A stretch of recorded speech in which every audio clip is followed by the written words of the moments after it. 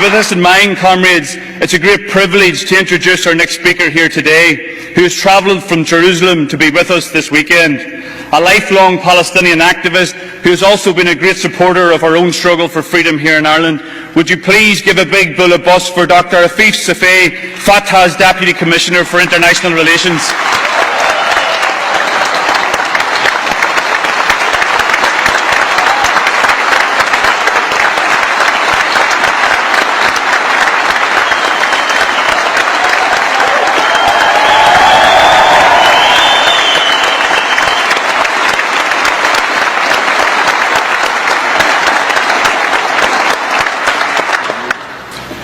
Dear friends, I started the day by visiting the murals in Belfast, a very moving experience, powerful messages, and one of the paintings was about the victims of the Gaza massacres.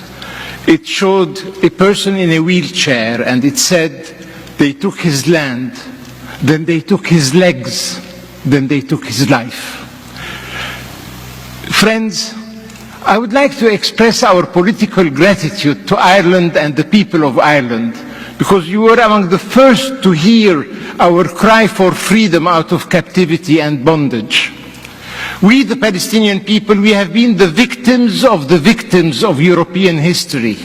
And as a result, we never got our legitimate share of understanding, sympathy and solidarity. But not in Ireland. You heard our cry for freedom, and to that I want to express our full gratitude.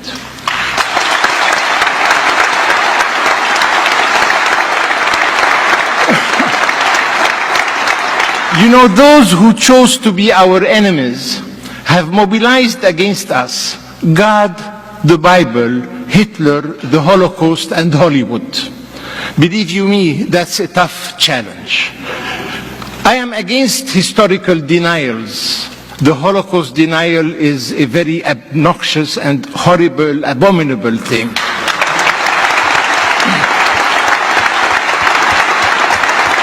And I want to remind you that we, the Palestinian people, have suffered 3 successive denials. First came the denial of our mere physical existence. Those who wanted to colonize our country pretended that Palestine was a land without a people, for a people without a land. Our mere physical existence was denied.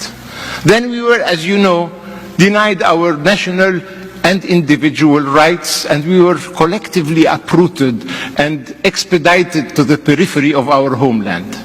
And third, and this is worse, up to today, we are being denied the recognition of the historical injustice that was inflicted on us, the recognition of our sufferings, and how often, dear friends, we the Palestinians have to hear our suffering being trivialized and banalized. Dear friends, we engaged in a peace process in good faith, and I was one of the architects of that principled pragmatism that we have adopted. But I will not concede from you, doing a soul-searching exercise 25 years after the beginning of the peace process. One has to admit today that during the theoretical years of peacemaking, what we have witnessed was not the withdrawal of occupation, but the expansion of occupation through the elastic growth of the colonizing process in the occupied territories. The constant Israeli policy, and I'm happy to hear the indignation that you have expressed at the beginning of this session. The Israeli constant policy, left, right and center, is how to acquire as much of Palestinian geography with as little of Palestinian demography as possible. I will not concede from you, we have been unreasonably reasonable. And like the Irish people, we have had to have a soul-searching exercise some decades ago about the different layers of the desirable, the possible, and the acceptable. And we were unreasonably reasonable. We no more asked for absolute justice. We only asked for possible justice. And let me convey a message to Jewish communities around the world. We in Palestine, Israel, are in a situation of unavoidable coexistence.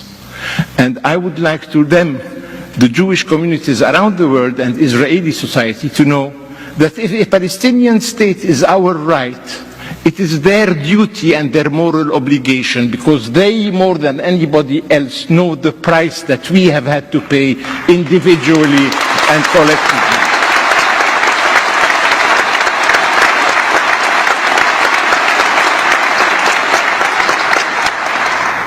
Dear friends, the moral dilemma, the political challenge in the Middle East today is the following. We either have one people too many, this time we the Palestinians, or we have a state which is missing and needs to be created.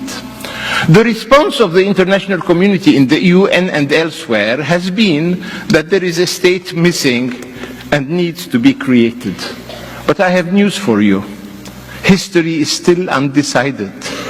And let me tell you, I do not belong to the optimistic school of thought that believes in predetermination and that the oppressed will be inevitably victorious one day. No, unfortunately, my friends, history is a cemetery of oppressed people who remained oppressed until they vanished into historical oblivion. And our obsession with the Palestinians is that we don't want to be the American natives, the Red Indian of cowboy films that vanish into historical oblivion as a society, a nation, and a culture. And let me tell you, I appeal to you, to Ireland, the state, the public opinion, the society, to help history make the right choice.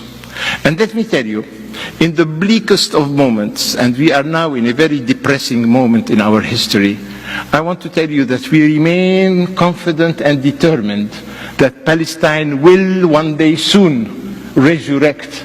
And as you know, we in Jerusalem and we in Palestine, we have had some previous experience in resurrection.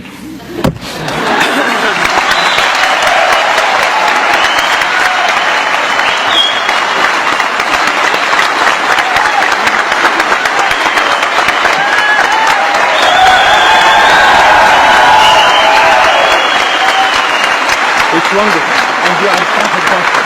Good luck. Yes, I'm looking forward to it. Sinn Féin, Goannas Carta agus Aontas na HÉireann, Equality, Rights and Irish Unity.